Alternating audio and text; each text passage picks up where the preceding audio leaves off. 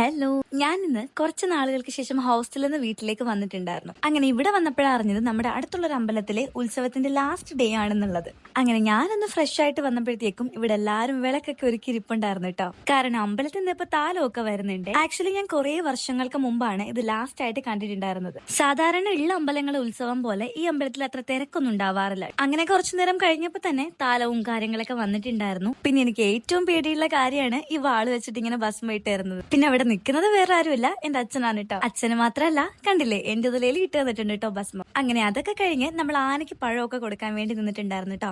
ആനയിന്ന് അത്ര മൂടിലല്ലെന്നാണ് ആനയുടെ കൂടെയുള്ള ആള് പറഞ്ഞിട്ടുണ്ടായിരുന്നത്. ഇങ്ങനെ താലം വരുമ്പോ പണ്ട് മുതലേ നമ്മൾ ഇവിടെ നിന്ന് കാണാറാണ് കേട്ടോ പതിവ്. അപ്പൊ ഈ തവണ ഒന്ന് അമ്പലം വരെ പോകണം എന്ന് തോന്നി. അങ്ങനെ ഞങ്ങൾ എല്ലാരും കൂടെ അമ്പലത്തിലേക്കാണ് കേട്ടോ പിന്നെ പോയത്. വരുന്ന വഴിയിലെല്ലാം ഇതുപോലെ വിളക്കുകളൊക്കെ കത്തിച്ചു വെച്ചിട്ടുണ്ടായിരുന്നു കേട്ടോ. അപ്പൊ നമ്മൾ അതൊക്കെ കണ്ട് നേരെ അമ്പലത്തിലെത്തി. ഇവിടെ കണ്ടില്ലേ, ഞാൻ നേരത്തെ പറഞ്ഞ പോലെ തന്നെ അത്ര തിരക്കും കാര്യങ്ങളും ഒന്നും തന്നെ ഉണ്ടായിരുന്നില്ല.